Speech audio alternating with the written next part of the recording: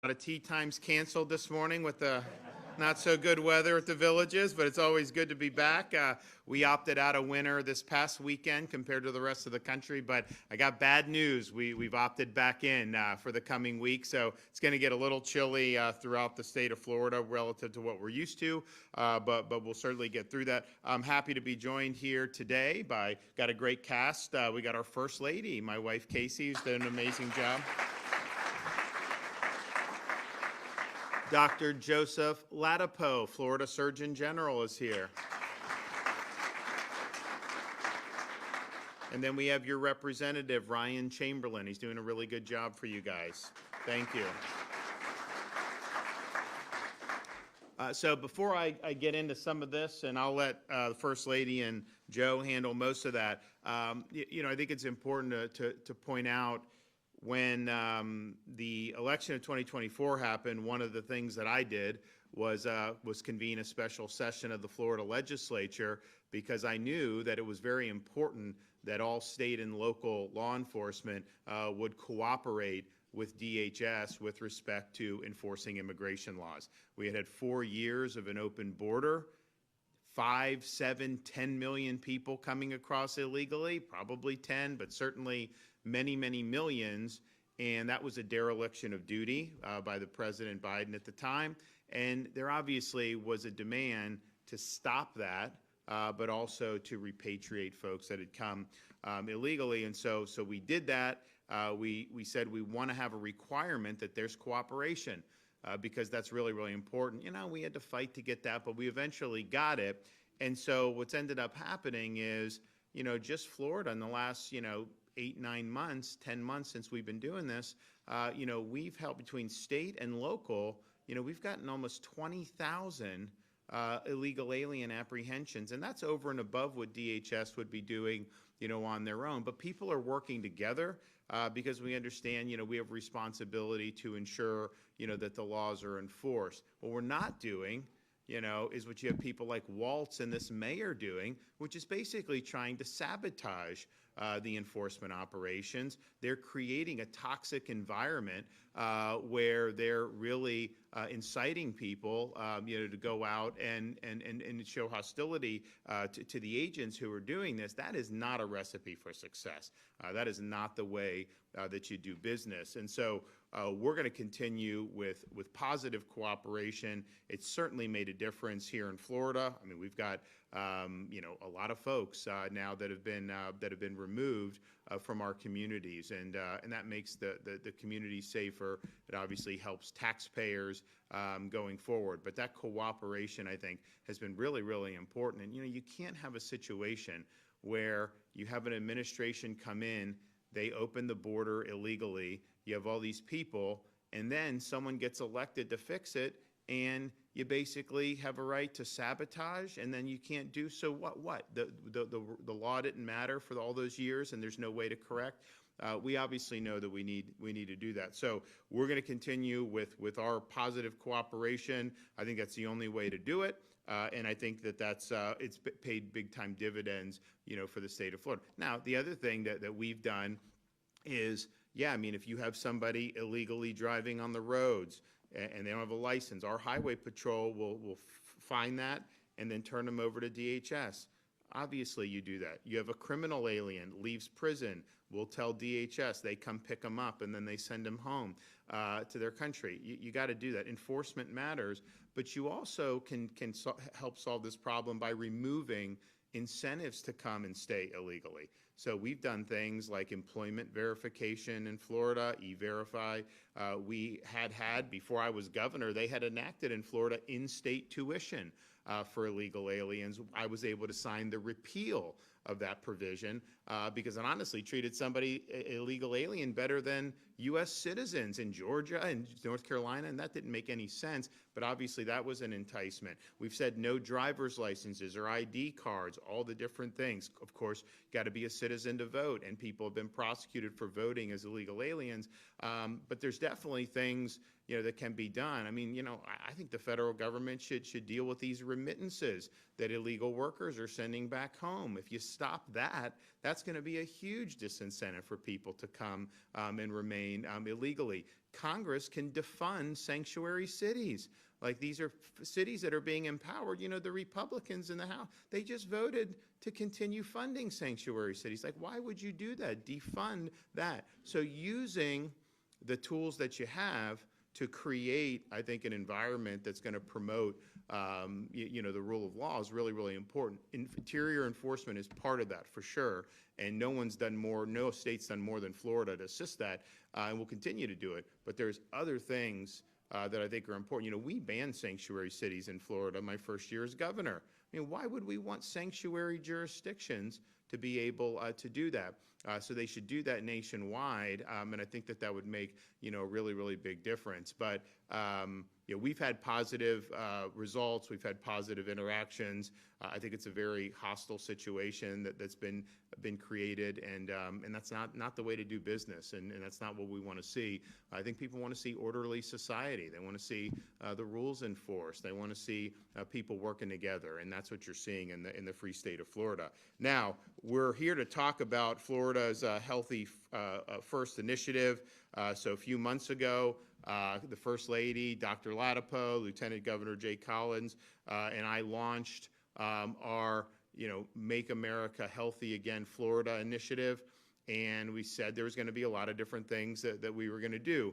One of the things that they've done now over the last several months is they've done testing on key things that families use, particularly with respect to children. So a few weeks back, we did an announcement on testing of baby formula that Dr. Ladapo had overseen at the Department of Health. And, you had some of these baby formulas, they've got things like lead and things in them in levels that are probably not good for human consumption. And so they were able to do those test results, put out the results on the web page, and then let people. There were some formulas that were very positive, but then there were others that would be questionable. And so that's really important to be able to show folks what's going on. So we really view us as the state as serving an important role. I think a lot of what we're doing is consistent with what they're trying to do, right now at the federal level, but we're showing we have a role to be able to do some of these things that maybe the FDA has not yet done, maybe they will do in the future, but to give parents information, particularly when it comes to things with that was really, people really appreciated that. People have been able to make decisions as a result of that. And so then the next thing they're doing, as you can see, is candy and looking at candy. And, I said, listen, let the results, come as they are, but please don't tell me there's anything wrong with Reese's cups or whatever. And sure enough, there's not. So I'm good. Like, I just, it's, and I know my kids would be very upset if there was something wrong with Reese's cups. So they went and they tested, some of the candy and seeing some of the things, that are in this. And I think some of it is like, you take one piece of candy with maybe some of this, but if you do certain quantities, which, are kids just eating like 10 nerds? No, they're eating the whole box of nerds, right? Well, at least my kids are. And then they don't behave afterwards because of the sugar rush. And so I need to stop giving that to them. I know my wife is telling me not to give it to them. So you have this, and it's like, okay, well, what quantities, all this other stuff. So there's a whole bunch of stuff that goes on that, but it's going to be the same type of thing. They're going to the results will be made public today, so you'll be able to look at that. You'll be able to see. And look, we just want parents kind of to know what's out there. I mean, there's a lot that goes on. It's like you're in a supermarket. You grab this, grab that. Maybe not everything is created equal in terms of what would be the healthiest options. And it's not even a situation where we're saying like, oh, you can only eat perfectly healthy stuff. I mean, like, if there's choices between different types of candies that you're giving a treat for, and one has the better ingredients, and another may have some stuff in there that you wouldn't want, well, wouldn't you want to know that as a parent or a grandparent before you're making some of these decisions? And so thanks for First Lady and for Joe for spearheading this. I think it's really, really important, and I know people will really appreciate hearing the results. And so to tell you about it, we'll bring up the First Lady. Yeah. You can imagine we have some really fun conversations at home about all of this between, I was like, yes, the Reese's peanut butter cups we found were good, so no worries. But as a mom, you know, I was doing this morning what I think a lot of moms and parents all across the state and frankly the United States of America, they were doing. A little chaotic in our household, getting everybody dressed and out the door, but you know, I was making sure that I was packing lunches for them. And, you know, that's what parents do primarily in the morning. One of the big things they do to help prepare their kids to be able to have a productive and they hope healthy day. And so, you know, I'm putting these foods into their lunch boxes. And, you know, I'm choosing things that, of course, that are affordable, but also that I have some assumption that they are safe. Because these decisions are made off of trust. Trust that what is sold on store shelves is what it claims to be. Trust that these ingredients on these labels are indeed accurate. And trust that foods marketed to children are not quietly exposing them to harmful chemicals. You know, there's a reasonable expectation that our food supply, especially foods marketed to children, should not contain toxic chemicals. Ensuring the integrity of our food supply has been one of the central missions of this commission that the governor put forth. That's why when we launched this Healthy Florida First initiative, it was designed to really bring transparency, independent testing, and accountability to the foods that Floridians and frankly Americans are consuming sometimes every day. So under this initiative, as the governor has mentioned, we started with baby formula because there is no more vulnerable population than, of course, the babies and the youngest among us. The Florida Department of Health, we tested 24 different baby formulas, and then what they found was very troubling. They found that in 16 of the 24, they contained elevated levels of arsenic, cadmium, mercury, and lead. And for many infants, formula is their sole source of nutrition during the critical stages of development. And this, of course, for us and for many parents and grandparents, this is unacceptable. And we made it clear that this testing, and we're continuing to work on that with the baby formula, but that is not where we're going to stop. We said we're going to continue to do the testing. And so next, as promised, the attention has turned to another category heavily consumed by children, and that is candy. Through independent testing conducted by certified laboratories, the Florida Department of Health tested 46 different candy brands from 10 different companies. Of those, 33 were traditional, well-known candies, brands that we grew up with, things like Three Musketeers and Snickers and Skittles and Nerds and Kit Kats and Jolly Ranchers. In 26 of the 33 traditional candy brands tested, arsenic was detected at elevated levels. These levels are problematic when evaluated over the course of a year, and this is where the distinction is so crucially important. The concern here is not necessarily about one single piece of candy on one single day. The concern is when these products are consumed, as they realistically are, repeatedly over time, exposure can exceed what the Department of Health has determined to be safe annual allotment for arsenic. And here's why the context really matters. Take Nerds, for example. Yes, my daughter really likes Nerds. According to the department's analysis, consuming more than 96 Nerds, the small granular pieces of Nerds in a year, exceeds what is considered a safe annual arsenic exposure for children. But 96 Nerds, as we well know, is not typically what comes in a box. When you think about it, a typical smaller box can contain about 2,000. If you get one of those big boxes that you get like a movie theater, that's about 8,000 Nerds. Asking families to stop at 96 pieces over a year is not realistic when it's viewed against how the product is packaged, marketed, and then consumed.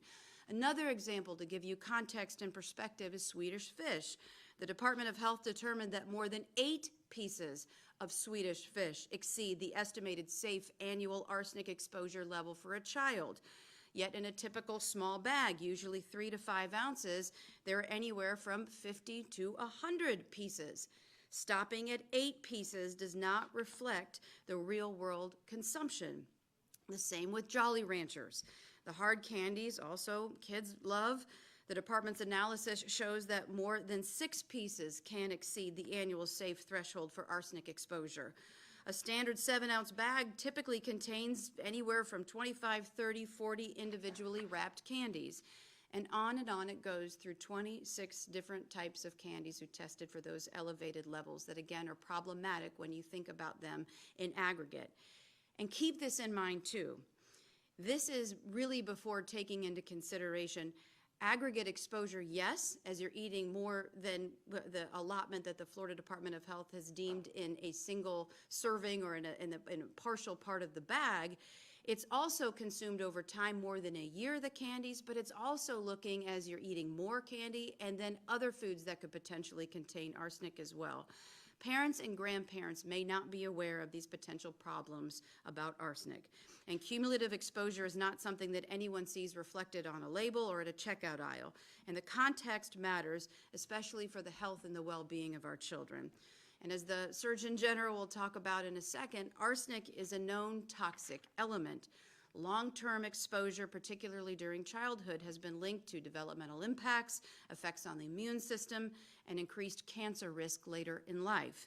Children are uniquely susceptible because they consume more food relative to their body weight and often have a less varied diet, and their developing organs are less able to metabolize and excrete the toxic substances. So that is concerning. But I do want to say that there is some good news, and it matters because context and perspective does matter with all of this. The candies did not generally show elevated levels of lead, mercury, cadmium, and other problematic carcinogens, and not all candy tested showed elevated levels of arsenic. Some traditional candies came back with no identified significant arsenic risk, like Hershey Chocolate Bar, Reese's Peanut Butter Cups, Whoppers, M&Ms, Twix, and Milky Way. That tells us something really important, that this contamination is not inevitable. It can be prevented, and we can ultimately do better as a society. The same is true for products marketed as healthier or organic. Of the 13 candies advertised as organic or healthier alternatives, only 2 showed elevated levels of arsenic. Those were Smart Sweet Caramels and Smart Sweets Sweet Fish. The rest did not, which enforces that better sourcing, better manufacturing practices really can, in the long run, make a huge difference. And this is about facts, this is about truth, it's about transparency, and ultimately it is about empowering consumers, grandparents, and parents. Floridians and frankly all Americans deserve to make informed decisions about what they feed their families and have confidence in those ingredients that they're safe, and then have the trust that they are not corrupted by harmful chemicals. Our goal really has been, as the governor has articulated, to support the federal MAHA movement by working as force multipliers to be able to drive accountability through testing. The FDA primarily works as a reactionary force, stepping in after problems are identified. And while that role is very important, Florida is really working to change the system by supporting the FDA to not only continue to get in front of these problems by testing, but also by leading a coalition of states to trust but verify the integrity of our food supply. There is an expectation put on food manufacturers, and we are working to make sure that that expectation is met. And this is really bigger than just testing or candy. You know, I was thinking about this, that in Florida, we have invested over $1 billion in cancer care and research. We have directed tens of millions of dollars towards pediatric care. The other day, the governor and I were in Jacksonville, Florida, where the Mayo Clinic there unveiled the first carbon ion treatment therapy. It's the only one in the entire Western Hemisphere, and it is here in the state of Florida. And we've also looked into innovative research like ivermectin and its potential to try to combat cancer. Those investments really matter, but prevention matters too. Reducing unnecessary exposure to arsenic and lead and cadmium and mercury and other harmful contaminants in the food supply, especially for our children, gives us a better chance of potentially warding off long-term health ramifications. We should be looking at prevention just as much as we are looking at treatment. So the takeaway, I think, is very simple. There should be a reasonable expectation that chemicals do not quietly make their way into our food supply. Consumers deserve transparency. Parents deserve information to be able to make informed decisions about their health and their children's health or their grandchildren's health. And companies should be held to standards that we know from the evidence are achievable. Healthy Florida First is about prevention, accountability, and trust. And honestly, we are just getting started with all of this. So if there is a question, we have put all of this out on the website on exposingfoodtoxins.com. We are just getting started, and I think we are doing some really historic things in the free state of Florida, and I'm just honored to be a part of it. Thank you,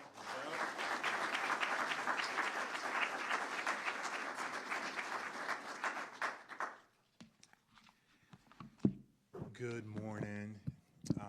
Hello to our friends at the Villages. Well, we are, we've been doing this. I feel like we were just here, and I guess it was like a week and a half ago, maybe 2 weeks ago, that we made the announcement about the baby formula testing. And now we're doing candy. And I know some people had palpitations out there, because we have our relationships with our candies. But it's funny, I have one more thing in common with the governor, because I love, and I don't really eat them anymore, but I love Reese's Cups. And those did come out as being better than some of the other candies in terms of some of these heavy metals. So that, I know some people are going to be breathing a sigh of relief in the audience, because those are good. Chocolate and peanut butter, very special divine combination there, right? So, this is I agree with the First Lady. I think this is really important work that we're doing. And it's very analogous to what Governor DeSantis has led for the years that he's been governor and during his term, which is like transparency and power to the people.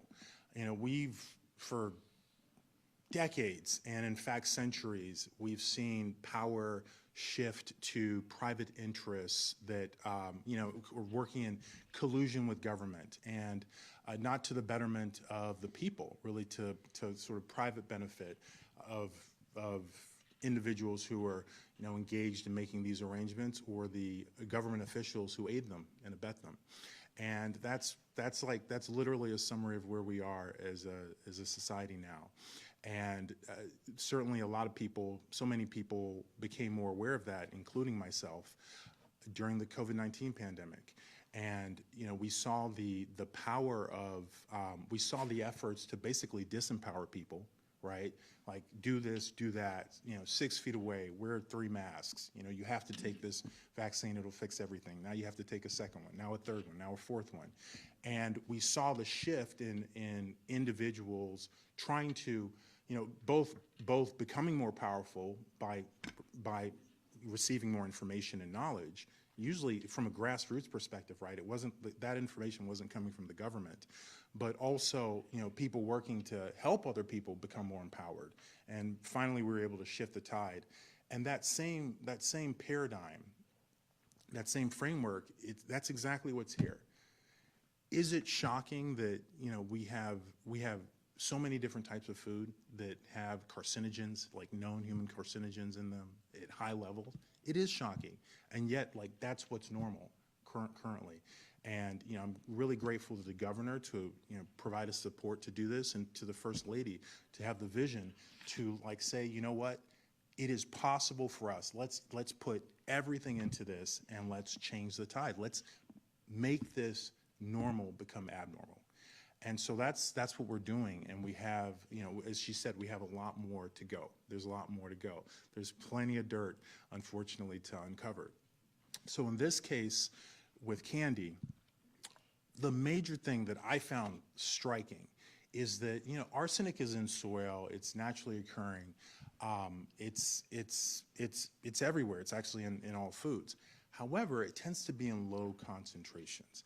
And sometimes it can be in higher concentrations, particularly if food comes from, say, apple orchards, for example, that were historically treated, say, back in the early 1900s with a particular type of pesticide that was high in arsenic.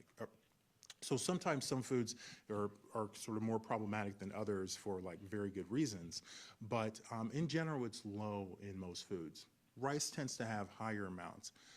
I was really shocked by the levels of arsenic in common candies. The levels of arsenic in common candies are much higher, 2, 3, 4 times higher than even foods that we know have high levels of arsenic in general, like rice. And compared to foods that just typical foods that people eat, the levels of arsenic were 20, 30, 40 times higher. It just unbelievable. And candy, that I ate as a kid, and I'm sure many of you ate as children, and Halloween, and just you're scarfing down on that stuff. So they're very high. And these charts that show how much candy people can consume before they exceed annual limits, what those charts are showing are the fact that arsenic is actually highly carcinogenic. So it doesn't take much of it to start causing a problem in terms of increasing the risk of cancer. And it's shocking to imagine, but it takes very little arsenic consumed on a regular basis to increase your likelihood of cancer.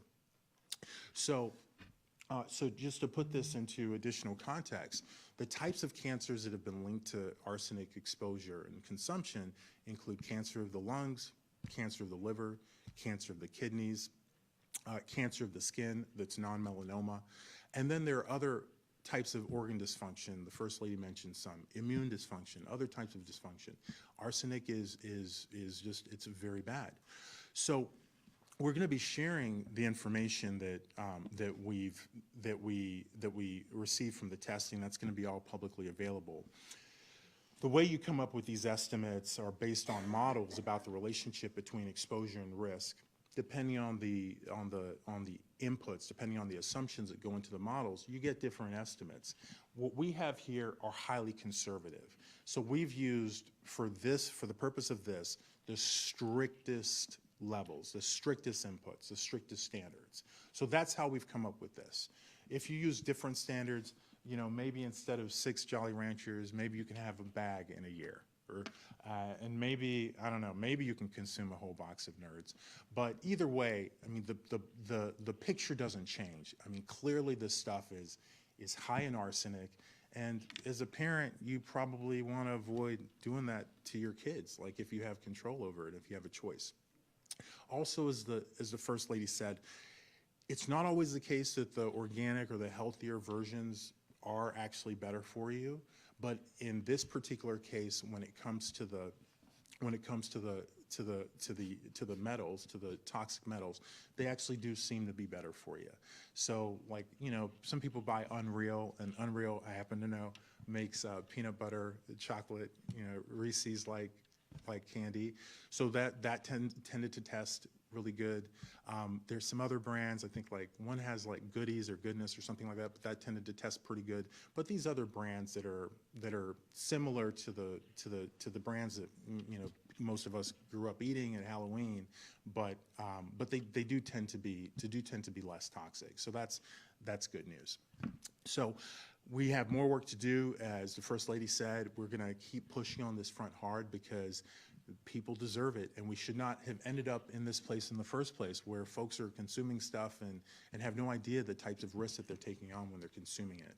And we're going to keep working in this area, and it's important because we deserve it. I mean, people deserve it, and our families deserve it.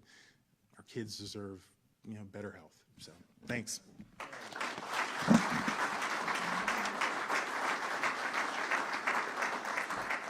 Well, thanks, Joe, and thanks to the First Lady for that. And I know there's more things that they're testing, so there'll be more information coming very soon. Also, just wanted to point out, so Friday we got state GDP numbers, the size of the economy. And when I became governor, Florida's economy was a little over $1 trillion.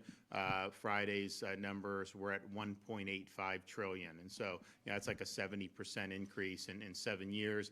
We have the second, as a percentage basis, we're number 2 in America behind Idaho. We just up to Idaho, helping them with the passing a balanced budget amendment through the states, which we're trying to do. We got 28. We need 34, but and I think they're going to do it. But I used to rattle off Florida. We're number 1 in economic freedom, number 1 economy. 3 years I do my thing, and I'd be like number 1 in GDP economic growth.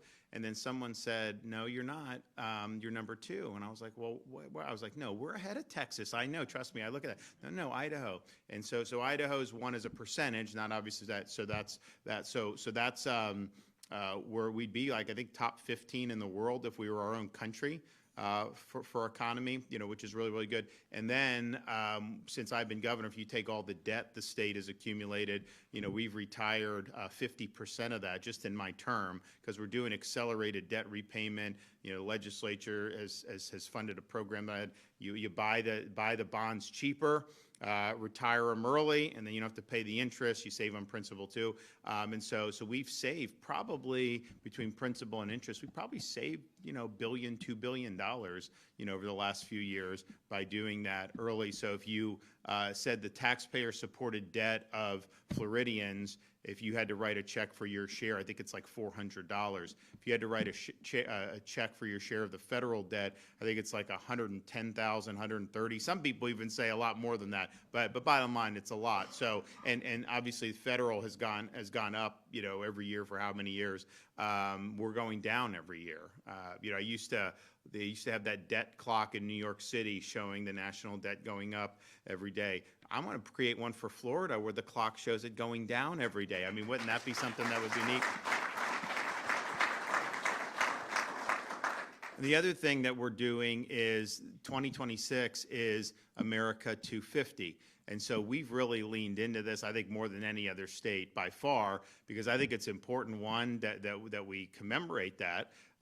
Two, that we remind people about, what it means to have founded the United States of America. What about the ideals that it was founded on? How did we have a constitution that came out of that the next decade? All these, and especially for young people, we've really increased civics in the schools. So now you have very robust. We have programs for teachers where they can learn about all the building blocks of the American Republic throughout Western civilization, things they don't really teach as much in colleges.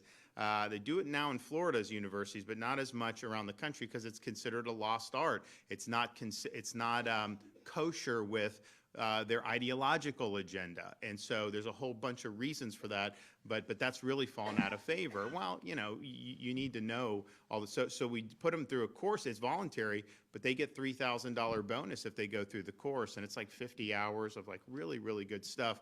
And then we now do really reinvigorated speech and debate. We had very little speech and debate 7 years ago. Now every single school district has speech and debate, and we have hundreds of people that are going to be in the championship in the spring down at New College in Sarasota.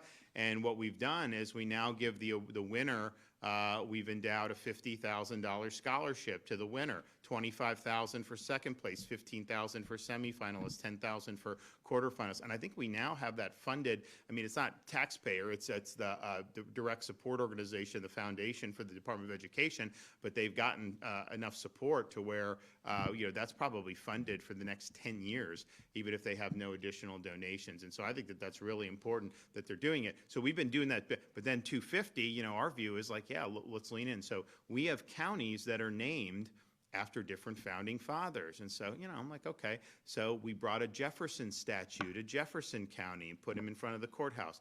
I got a Washington statue in the state capitol that we got from Mount Vernon. Beautiful statue that we've been displaying there. We're getting a replica built. We're going to put that in Washington County. I got Ben Franklin in Franklin County. The thing is like these blue states are taking these statues down, so I get them at a discount on the open market. I mean, it's really fun. So we've got James Madison coming in for Madison County. We've got Hamilton for Hamilton, James Monroe down in the Keys, Monroe County, and all that. And we're going to do that. But what we're also doing is we are going to be doing things to also commemorate folks who've really represented those founding ideals, throughout, American history. And so we're going to be doing soon a Ronald Reagan statue at Florida International University. The president's house is named the Reagan House, so we're going to do something down there. I've got a lot of other folks in the hopper, but I got to bring someone to the villages, and so I got to figure out who we bring to the villages. I could do Abraham Lincoln, I could do Eisenhower. This is an Eisenhower thing. So we got to figure out, what the connections. Some of these have connections to Florida. I'm doing Calvin Coolidge. I'm doing it. We're going to do it in Polk County because that was his last public appearance. as president, and back in 1929. We're doing, I think we're going to do Frederick Douglass at St. Augustine. He was down there, campaigning for civil rights after the Civil War in St. Augustine. So we're going to do that, and we're going to do others. But I got to figure out who we want in the villages. So you guys talk to your folks. Let us know who we can do. We want to do someone that I think that people will be proud of and whatnot. I don't know that Eisenhower was ever here, though there's a lot of fanfare, and I think it's been very well done, everything that they've done here on that. He may have been in other parts of Florida during his tenure in the Army, and then he would go to the Keys. But that was Truman at that. We have a little White House down there that we do for Truman that he used to stay, and we've put money in to refurbish it. So I don't know that I could do Eisenhower down there. That'd probably have to be Truman, but maybe Eisenhower, maybe Lincoln, maybe some other folks. And so you guys let us know, and we'll make it happen. We've got to run. I got to get back to there. We're running a little late this morning. I wish I could stay longer, but God bless the villages, and God bless the free state of Florida.